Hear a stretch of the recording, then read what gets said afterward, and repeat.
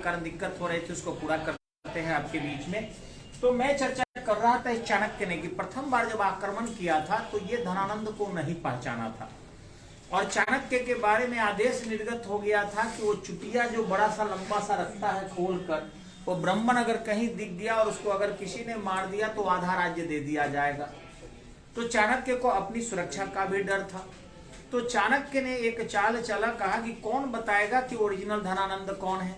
वो जानता था कि कुल 11 धनानंद है और जब भी एक दो मरते हैं तो फिर उसी प्रकार के बहुरूप या हूबहू मिलता जुलता चेहरा को प्रशिक्षण दिया जाता है और वो चाणक्य के धनानंद के रोल में आ जाता है। तो चंद्रगुप्त मौर्य को बताएगा कौन, और चाणक्य जानता था कि अपनी पहचान भी छुपा के मदद करनी है। तो पहली बार आक्रमण जब चंद्रगुप्त मौर्य किया था सीधे पाटलिपुत्र पर, उस दौरान ऐसा नहीं कि चाणक्य नहीं था, छुपा हुआ था। वो नदी से पहले आपको बता रहे हैं कि बड़े बड़े पेड़ पर मचान डाल के हरकारे रहा करते थे। हरकारे वो होते हैं जो सूचना भेजे, और तीर से चिट्ठियां भेजी जाती थी। नीचे से अगर चिट्ठी भेजना है दूर तो पहले लोग तीर से मार कर उसमें गोला होता था और उस मचान पर जो ऊपर जो है एक जगह होता था उस पर फेंक देते थे। आउट कैच कर लेता था वो चिट्ठी को लेकर और फिर दूसरे तीर में लेकर और तब दूर फेंक देता था और तब वो फिर ऊपर फेंकता था। ऐसे चिट्ठी आपको यहां से पटना अगर बस से भेजिएगा तो कितना देर लगेगा, कम से कम 2 घंटा। मोटरसाइकिल से भी भेजिएगा तो, लेकिन अगर उस प्रकार के हरकारे से चिट्ठी लोग भेजता था तो पटना पहुंच जाता था 15 मिनट में। बताइए कितना तेज था। यानी ये तीर लेकर एकदम तन से 12 पेड़ पर, वो पेड़ पर पकड़ा और तुरंत फिर मार दिया दूसरे जगह, फिर वो मार दिया तीसरे जगह। एकदम तीर से तेज गति से पटना एकदम नदी पार करते पहुंच जाता था और इस तरीके से सेना अलर्ट हो जाती थी। ऐसे सूचना तंत्र था उस समय में। सोचिए कैसे था। आज तो खैर मोबाइल अगर नहीं रहता, टेलीफोन वगैरह नहीं रहता तो सूचना जाता का, लेकिन वो लोग ऐसा करते थे, पेड़ पर आदमी बैठा के रखते थे। नदी किनारे बड़ा बड़ा मचान बनाया जाता था और उस पर रात दिन पहरा लोग करता रहता था। बत्ती जलाकर प्रकाश को भेज कर, टर्च तो नहीं था लेकिन प्रकाश को भेज कर निगरानी किया जाता था घाट से कि के आ रहा है और के जा रहा है। इस प्रकार की चाक चौबंद सुरक्षा व्यवस्था राजाओं के लिए थी। तो जब वहां पहुंचा तो सबसे पहले बारूद की, पोटेशियम नाइट्रेट की खोज कर लिया था आपके चाणक्य ने। KNO3 कहते हैं उसको। इसका सूत्र होता है KNO3, पोटेशियम नाइट्रेट। ये रेह मिट्टी से बनता है। जो गांव में कल्लर मिट्टी होता है, रेह भोगड़ी, उस भोगड़ी मिट्टी को अगर बिटोड़ कर और आग में जो है कड़ाही में डालकर खूब गर्म करेंगे आप, तो वैसी स्थिति में उसके नीचे ये बन जाता है, जिसको लोग कहता है सोडा। और इस सोडा को अगर लहसुन से मिला दीजिएगा, लहसुन से, लहसुन में होता है आपका H2SO4, ठीक है, यानी कि सल्फर। ऐसे फास्फोरस भी लहसुन में होता है, लेकिन ये सल्फ्यूरिक एसिड भी होता है। अगर इसमें मिला देते हैं आप फास्फोरस या फिर सल्फ्यूरिक एसिड तो ये बारूद बन जाता है और विस्फोटक हो जाता है, ध्यान रखिएगा। तो उस विस्फोटक को बनाकर अपने थैले में रखा था। जब देखा कि वहां चंद्रगुप्त मौर्य घिरने वाला है और वहां सेना मार देगी, तो फिर अपने थैले से लेकर विस्फोटक वहां डालने लगा और इस तरीके से अंधेरा हो जाता था। और तब चंद्रगुप्त मौर्य को लेकर चाणक्य भागा था। अगर ये लेकर नहीं भागता चंद्रगुप्त मौर्य को चाणक्य, तो पहले आक्रमण में ही चंद्रगुप्त मौर्य का अंत हो जाता है, ये ध्यान दीजिएगा। तो इतना चतुर गुरु था कि वो जानता था। बाद में ये चंद्रगुप्त मौर्य कहा भी कि गुरुजी हमें क्यों नहीं बताया कि आप ऐसा ऐसा चीज अनुसंधान कर लिए हैं। बोलेगा तुम्हें बताएंगे तो तुम शेयर कर दोगे धनानंद को या उसके किसी करीबी को और क्षति हो जाएगी, इसलिए मैं ऐसा नहीं कर सकता। तब चाणक्य क्या करता है, दूसरा काम आप समझ लीजिए कि कितने राक्षसी प्रकार की राज्य थी कि उससे निजात के लिए गुरु कितना मेहनत किया करता था, आप समझ सकते हैं। आज तक हम लोग केवल विधि व्यवस्था में परिवर्तन के लिए थोड़ी सी चर्चा करते हैं तो उनके चमचे और बेलचे उखड़ जाते हैं हम लोगों के खिलाफ और तरह तरह के वक्तव्य अपना जारी करना शुरू कर देते हैं। हमेशा ही राक्षसत्व का समर्थक बहुत ज्यादा होते हैं, विरोधियों की संख्या हमेशा ही कम होती है।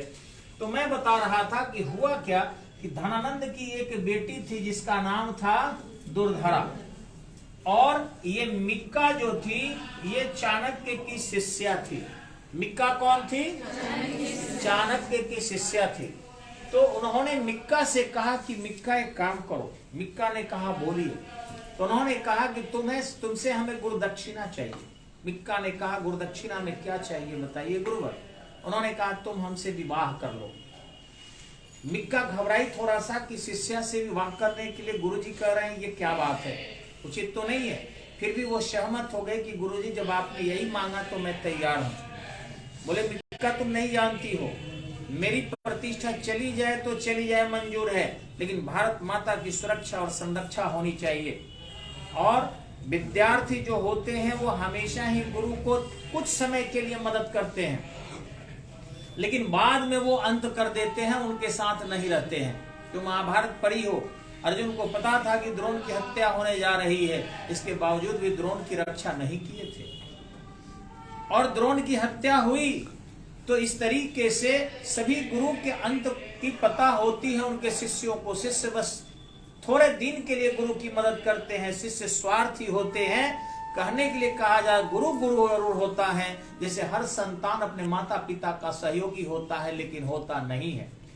वो माँ के गर्भ में प्रवेश करने से पहले माँ को एहसास भी नहीं होने देता हर संतान। वो समझाए थे, उनकी बात कर रहा हूं अपनी नहीं, कि हर गर्भ में प्रवेश करने के समय माँ को पता भी नहीं चलता, वो आनंदित रहती है कि मैं बहुत खुश हूं, बहुत आनंदित मुद्रा में हूं, और कैसे प्रवेश कर जाता है और धीरे धीरे उनके तकलीफ का कारण बन जाता है।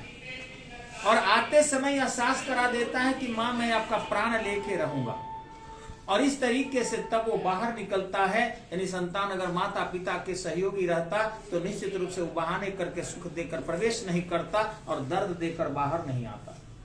और बाहर आ जाने के बाद माता पिता का प्रेम उससे रहता है, लेकिन संतान का प्रेम माता पिता से नहीं रहता।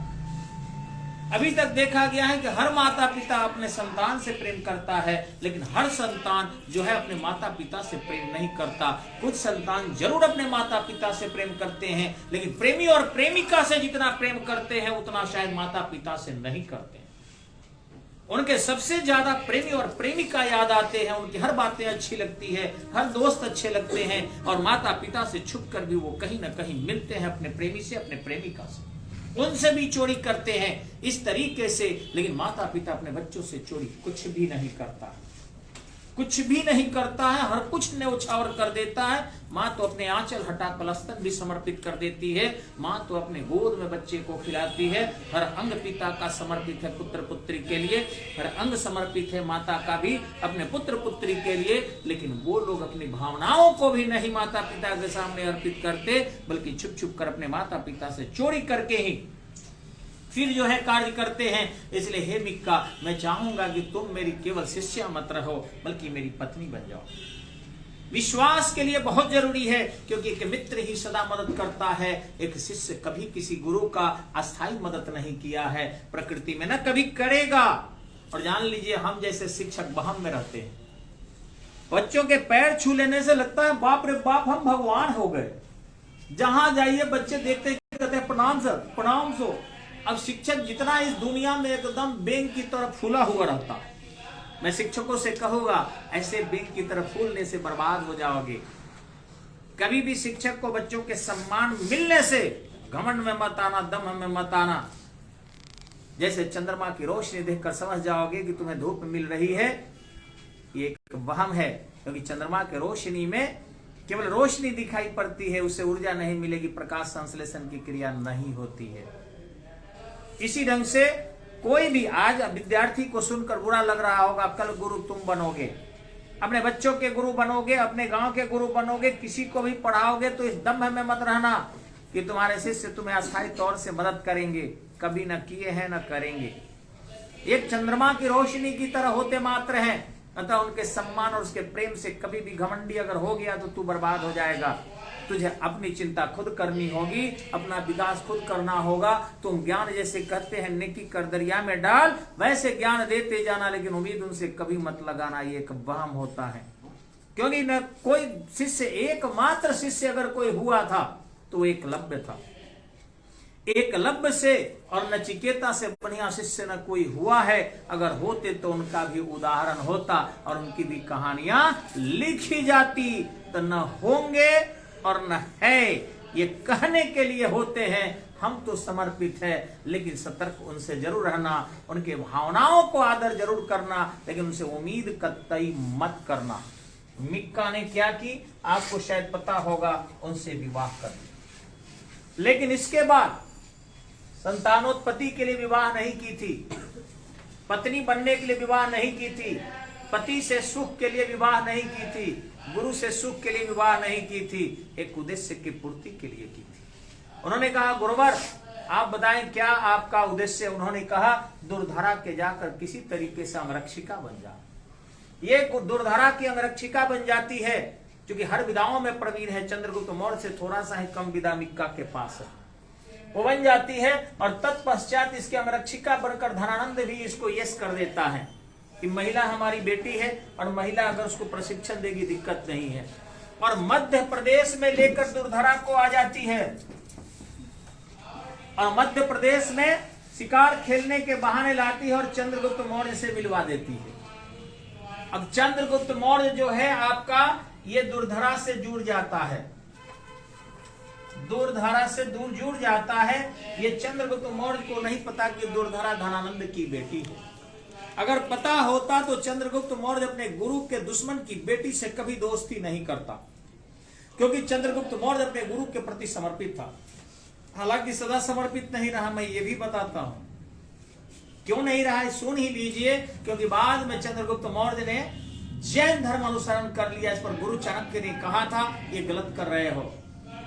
एक धर्म नेता राजनेता हो सकता है, लेकिन राजनेता यदि धर्म नेता बन गया तो राज्य का बंटाधार हो जाएगा, राज्य विनाश कर जाएगा। इसलिए हे चंद्रगुप्त मौर्य, तुम धर्म का अनुसरण मत करो। ये नहीं माना, जैन धर्म का अनुसरण कर लिया, गुरु छोड़ दिए पाटलिपुत्र और जंगल में जाके रहने लगे।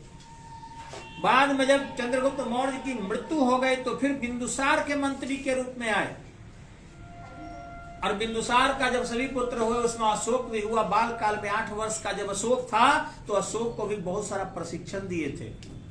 उसके बाद धोखे से बिंदुसार की पत्नी और बड़े पुत्र सुशील ने उनकी हत्या करवा दिया था चाणक्य की, और इस तरीके से चाणक्य की मृत्यु हुई थी। अन्यथा चाणक्य 100 से ऊपर जीवित रहते।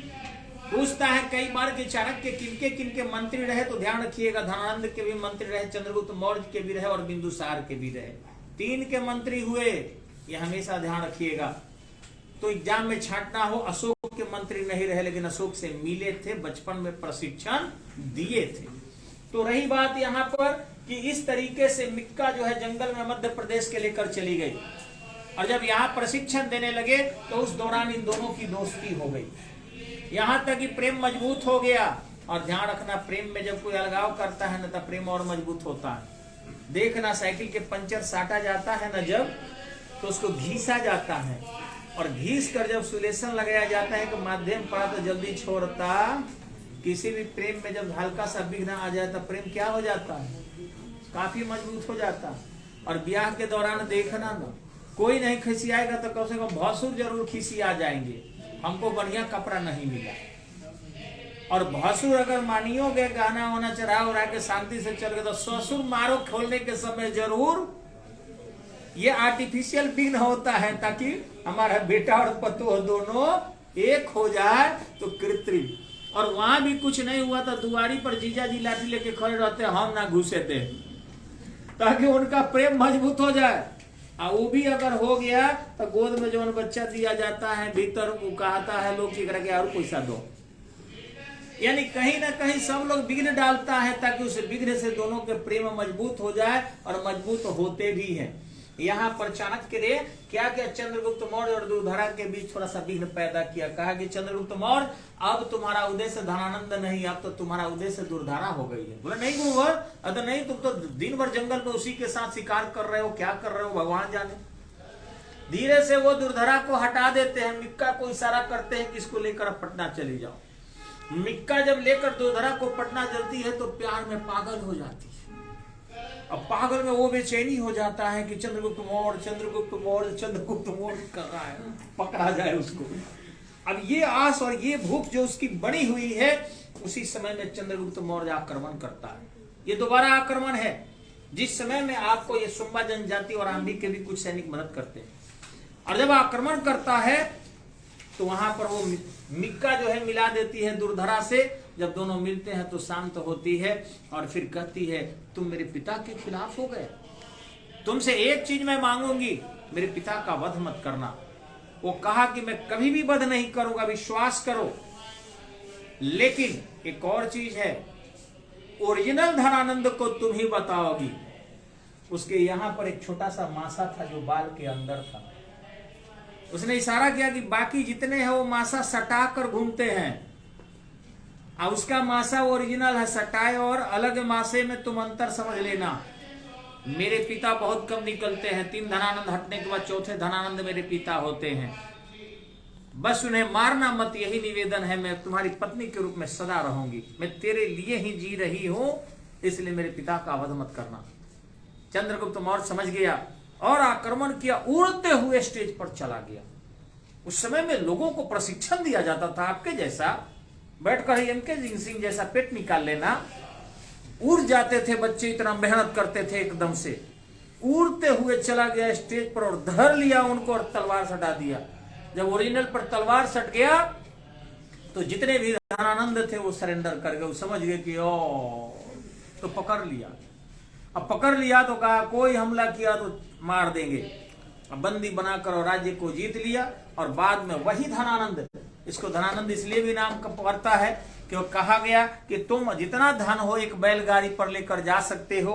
और वो किया क्या कि बैलगाड़ी पर जब ले जाने लगा तो वैसी स्थिति में गाड़ीवान था, बैल था, उसकी मम्मी थी, उसकी पत्नी थी, केवल दुर्धरा जो है ब्याह दी गई चंद्रगुप्त मौर्य से। और जब चलने लगा, इस गंगा नदी के अंदर एक अंडरग्राउंड बनाया था जहां सोने के बहुत बड़े भंडार थे। तो पता है क्या किया? सबसे पहले तो वो अपने ड्राइवर को हटा दिया, जो गरीबान होता है। कहा कि यार तू थोड़ा हट जाएगा, 65 किलो का है तो 65 किलो सोना और लगा जाएगा। और 65 किलो गरीबान को हटाकर फिर उस गाड़ी को खुद चलाने लगा। बाद में कहा कि मम्मी आप तो बूढ़ी हो गई है, आप काहे के लिए गाड़ी पर रहिएगा, आप हट जाइए और आपकी ऑलरेडी दुर्धरा जो है पोती यही रह रही है, देखभाल करेगी। तो इस तरीके से वो उतर जाती है, उतार देते हैं मम्मी को। अब मम्मी भी उनकी 55-50 किलो की थी तो 50 किलो सोना फिर लदवा दिया उस बैलगाड़ी पर। और तो और जब फिर बढ़ने लगा तो कहा कि तब पत्नी भी कहाँ जाएगी, अपने बेटी के साथ रहेगी। देखिए धन के प्रति उसका कितना मोह था। तो फिर क्या हुआ, अपने पत्नी को भी कहा कि बेटी के साथ तुम ही रह जाओ, हमको अकेला जाने दो। और वहां भी सोना रखवा लिया। अब जहाँ गरीबान बैठता था वहां बैठ गया। फिर कहा यार यहाँ भी तो सोना हट सकता है, हम बैलवे पर बैठ जाते हैं। फिर बैल पर ही बैठकर हाँकते हुए अंडरग्राउंड, जो आपके पाटलिपुत्र के ठीक सामने जो गाय घाट है, उसी गाय घाट के नीचे वो एक बहुत बड़ा अंडरग्राउंड बनाया था, जिसमें सोना के गोदाम थे, पिघला कर सोना उसमें रखवाया करता था। उसमें क्या किया कि वो चला गया बैलगाड़ी लेकर, पूरा सोना लेकर, और गेट पूरा जो है बंद कर लिया अंदर से कि कोई आकर उसको सोना के तहखाने को न देख सके। अब मर गया कि उसी में जी गया, तो भगवान जाने। आप लोग चाहिए तो उस गंगा नदी के किनारे जाकर गाय घाट के सामने खोद कर उस सारे सोना निकाल सकते हैं। ऐसे एक ध्यान जरूर रखिएगा कि गंगा अपना मार्ग बदलते रहती है। अब उस समय का मार्ग कहाँ था, अभी का कहाँ था, लेकिन खुदाई होगा तो सोना जरूर कहीं ना कहीं मिल जाएगा, क्योंकि बह के भारी सोना होता है, पानी के जल पर वो गंगा महासागर में नहीं जाता है। अभी भी सोन नदी से सोना निकलता है पीला रंग का, तो ध्यान रखिएगा, बालू पानी पर तैर सकता है, सोना वहीं क्या होता है, बैठ जाता है। तो इस तरीके से सोना होगा। हम उम्मीद करते हैं कि आप लोग उसको खोजने का प्रयास करेंगे। धन्यवाद, नमस्कार।